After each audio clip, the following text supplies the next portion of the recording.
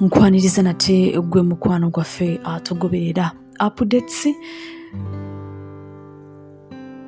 mu ggwanga erya Kenya gakyali maziga ng'abantu ab'enjawulo bakyeyongera okuba nga bakaaba nga bakungubagira omugenzi yaliko presidential candidate emirundi no egiwera omukulu amanyikiddwa nga Raila Odinga eyafiiridde mu ggwanga erya India.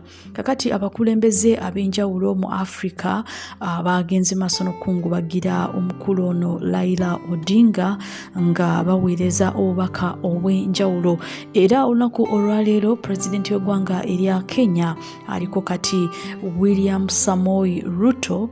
Olunaku olwaleero avuddeyo n'asayininga mu kitabo ekya condolence, era omukulu ono avuddeyo n'agamba nti abakulembeze ab'enjawulo mu ggwanga erya Kenya bajagenda maaso n'okuba nga basayininga mu kitabo kino, era nga kino kye kimu ku bintu ebyategekeddwa okuba nga bakungubagira omukulu Raila Odinga.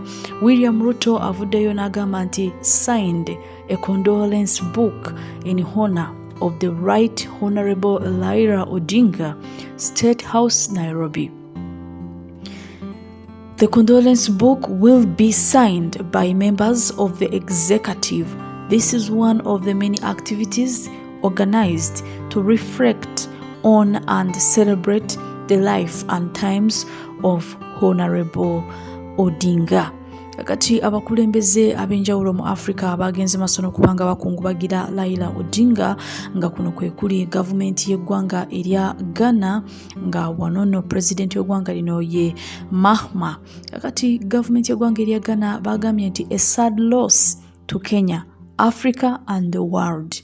My condolences, President William Ruto, Mama Ida Odinga, the Odinga family and the people of Kenya.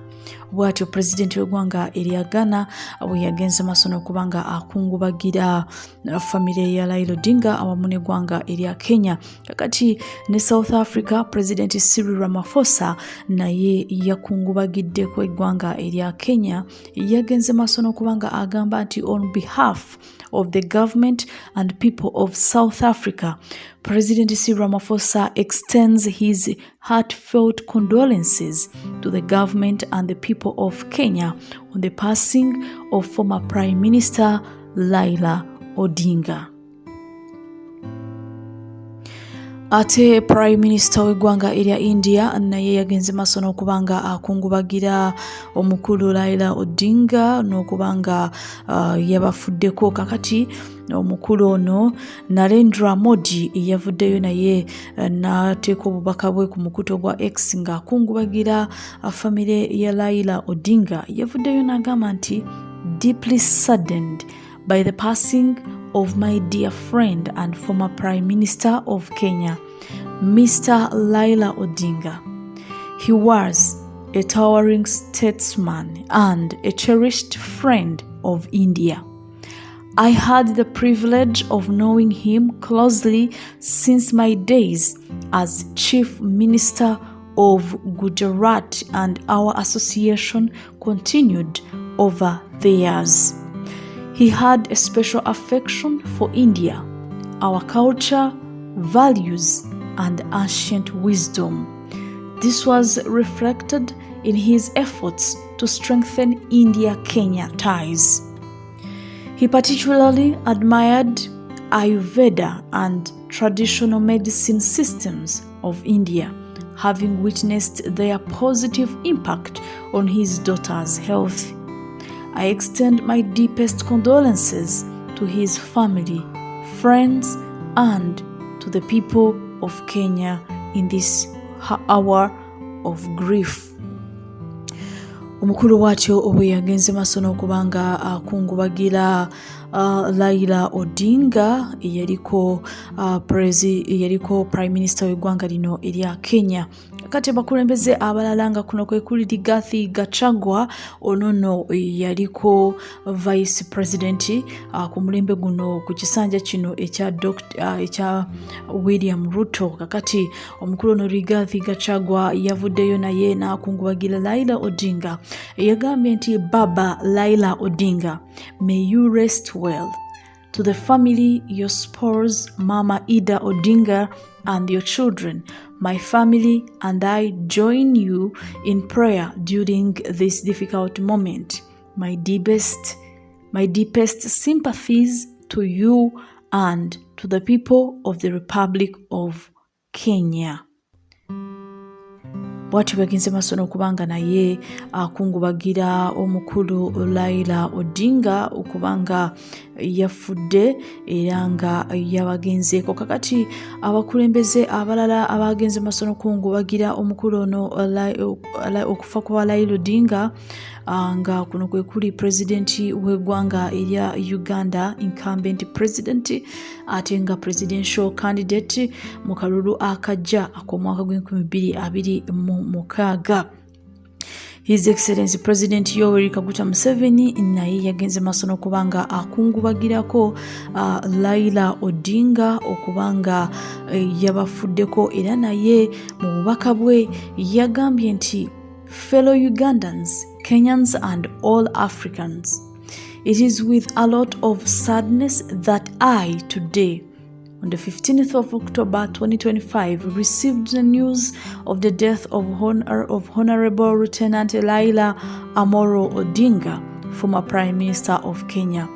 Lieutenant Honorable Odinga has not been just a career politician. He has been a freedom fighter in the tradition of his late father, Jaramogi Odinga, the first Vice President of Kenya. Ideologically speaking, they have been with the patriotic and Pan-Africanist orientation. I have shared ideas with both of them. Their sentiments have been for the unity of Kenya, East Africa and Africa, including always supporting the struggles for the realization of our dream for the East African Federation. It is therefore unfortunate that he has left at this moment. It is important for the young people to fill the void left by such historical fighters for Africa's future. I extend condolences to His Excellency Ruto, the people of Kenya, and for Raila's family. May his soul rest in eternal peace. Wati omukulembeze w'eggwanga yagenze masono okubanga akungubagira mukwano gwe amanyikiddwa nga Raila Odinga yafiiridde mu ggwanga erya Kenya. Ate eyaliko pulezidenti w'eggwanga erya Kenya Uhuru Kenyatta naye yalabiseeko nga agenda masono okubanga akungubagira famire ey'omukulu ono Raila Odinga, era yalabiseeko ng'ali ne Mama Ida Odinga. Ate presidential candidate w'ekibiina ekya National Unity Platform omukulu His Excellency President Kyagulanyi Ssentamu naye yagenze masono okubanga akungubagira ku mugenzi Raila Odinga. Yavudde mu bubaka bwe n'agamba nti we have received the news of the passing of Lieutenant Honorable Raila Odinga with great sadness. He stood tall for freedom, liberty and dignity. In him we have lost a great statesman, an African giant who did his best for humanity amidst great adversity. Deepest condolences to the great people of Kenya and all pro-democracy forces around the world. May his soul rest in peace. Bwatyo omukulu we yagenze masono okubanga akungubagira ku mukulu Raila Odinga. Kakati omulala eyakungubagidde ku Raila Odinga ye president w'ekibiina ekya Democratic Front amanyikiddwa nga Mathias Mpuuga Nsamba, era nga ono naye yali mu kibiina ekya National Unity Platform oluvannyuma lw'okufuna obutakanya n'abakulembeze n'ava mu kibiina kino. Naye omukulu ono yagenze masono okubanga agamba nti kwa heri Mheshimiwa Raila Amolo Odinga. On behalf of Democratic Front, I join the people of Kenya and the entire East African community in mourning the passing of Lieutenant Honorable Raila Amolo Odinga, a towering statesman, freedom fighter, and champion of democracy. Mr. Odinga's lifelong dedication to justice, equality, and good governance inspired generations across Africa. His courage, resilience, and unwavering commitment to the democratic cause will forever remain etched in our hearts. We extend our deepest condolences to his family, the people of Kenya, and all who were touched by his leadership and vision. May his legacy continue to guide Africa towards unity, peace, and progress. Pumzika kwa amani.